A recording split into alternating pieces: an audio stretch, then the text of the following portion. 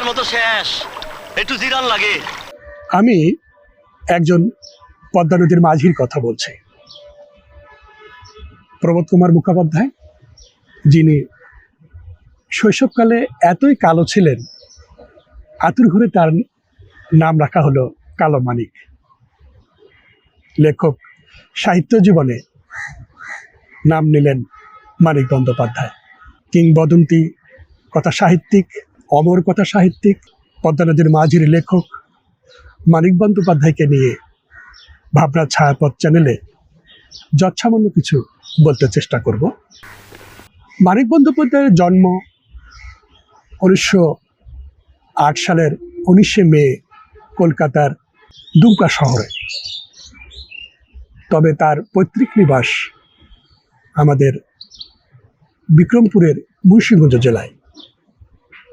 বাবা হরিহর বন্দ্যোপাধ্যায়, মা নীরদা সুন্দরী দেবী। বাবা ছিলেন ঢাকা সেটেলমেন্ট অফিসের সাব রেজিস্ট্রার। সেই সূত্রেই মানিক বন্দ্যোপাধ্যায়কে বিভিন্ন জেলায় জেলায় ঘুরতে হয়েছে। যেমন আমাদের ব্রাহ্মণবাড়িয়া, টাঙ্গাইল, মুন্সিগঞ্জ জেলায় তার অবাধ বিচরণ ছিল। শৈশবকালে মানিক বন্দ্যোপাধ্যায় একটু ডানপিটে স্বভাবের ছিলেন। কিশোর বয়স, উনি একবার টাঙ্গাইলে থাকা অবস্থায় ঘোড়ার গাড়ির গাড়োয়ান মাঝি মাল্লাদের সঙ্গে থাকতে খুব ভালোবাসতেন। সেই যে মাঝি মাল্লাদের সঙ্গে রাত কাটানো, থাকা খাওয়া, কেই বা জানতো এই কিশোর বয়সের বালকের মনে একদিন পদ্মা নদীর মাঝির গল্প জন্ম নেবে, যাকে নিয়ে বিখ্যাত সিনেমা তৈরি হয়েছে। সালাম মিয়া ভাই। সালাম। কেমন আসলে কবির ভাই? কাহিল মালুম হয় না, ঠিক হইয়াছি। কবিরটা রাখেন সকাল সকাল রওনা দিবা মাঝি, আসমান ভালো দেই না। মানিক বন্দ্যোপাধ্যায়ের সাহিত্য জগতে ঢোকার একটা গল্প আছে। উনি যখন কলকাতায় ইন্টারমিডিয়েটে পড়েন, তখন বন্ধুদের সামনে একটা তর্কে ভিতরে জড়িয়ে যান। ওরা বলছিল যে নতুন লেখকদের লেখা পত্রিকায় ছাপানো আপত্তি করে তারা। তো মানিক বন্দ্যোপাধ্যায় বলছিল, সঠিক লেখা হলে কেন ছাপাবে না? বন্ধুদের সঙ্গে বাজি ধরে তিনি 1 সপ্তাহের মধ্যে লিখে ফেলেন অতসীম আমি নামে তার একটা বিখ্যাত গল্প। এই গল্প লেখার পর তখনকার বিখ্যাত পত্রিকা বিচিত্রায় ছাপানোর জন্য পাঠালেন। পরের মাসেই অতসীম আমি ছাপানো হলো। তখনই তার লেখক হিসেবে ভাগ্য নির্ধারণ হয়ে যায়। উনি মূলত পদ্মা নদীর মাঝি এবং পুতুল নাচের ইতিকথা লিখেই বাংলার সাহিত্যে সিংহাসনে আরোহণ করেন। মাত্র 21 বছর বয়সে উনি দিবারাত্রি কাব্য লিখেন। মানিক বন্দ্যোপাধ্যায় জীবনটা তার গল্প উপন্যাসের মতোই বিচিত্র। উনি যখন কলকাতা প্রেসিডেন্সি কলেজে ম্যাথমেটিক্স অনার্স পড়েন, তখনই তিনি বাম রাজনীতি এবং গল্প উপন্যাস লেখায় জড়িত হন। এ কথা তার ভাইয়ের কানে যাওয়ার কারণেই ভাই তাকে পত্রে লিখেছিলেন, মানিক, তোকে রাজনীতি করতে, উপন্যাস গল্প লিখতে পাঠানো হয়নি, তোকে লেখাপড়া করতে পাঠানো হয়েছে। তুই কেন বিএসসিতে দুবার ফেল করেছিস? তখন মানিক বন্দ্যোপাধ্যায় তার দাদাকে চিঠিতে লিখলেন, দাদা, আমার পক্ষে গল্প লেখা, উপন্যাস লেখা, রাজনীতি বন্ধ করা সম্ভব না। আপনি দেখবেন কালে কালে একদিন এই মানিকের নাম রবীন্দ্র এবং শরৎচন্দ্রের পাশাপাশি উচ্চারিত হবে। তখন দাদা রেগে বললেন, তোর লেখাপড়ার জন্য আমি টাকা দিতে পারবো না। মানিক বন্দ্যোপাধ্যায়ের জীবন পাল্টে গেল। তখন তিনি লেখাপড়া বাদ দিয়ে একটা ম্যাচে উঠলেন।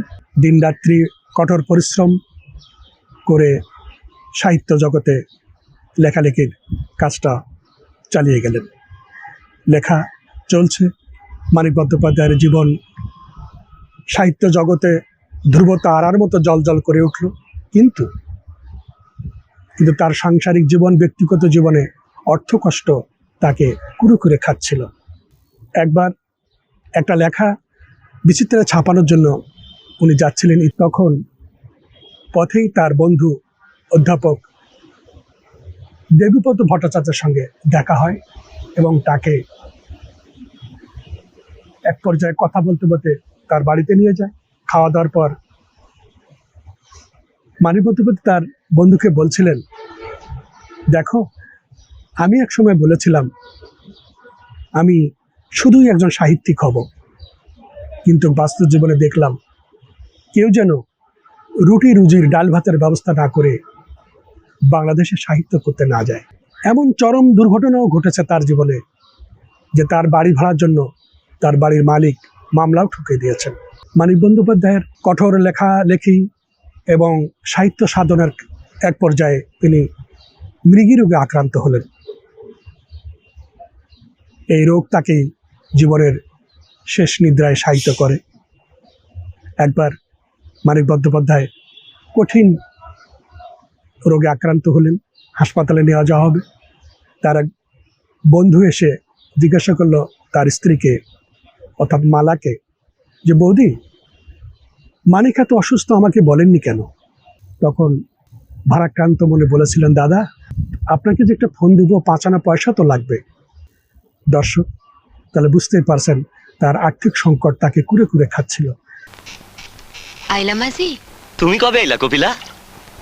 হাসলা যে মাঝি?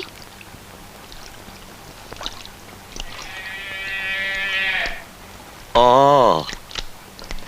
হাসলা যে আবার? হাসি নেই তো, হাসুন কেন? মানিক বন্দ্যোপাধ্যায় তার 48 বছর সাহিত্য জীবনে 50টিরও বেশি উপন্যাস, 300রও বেশি গল্প লিখেছেন।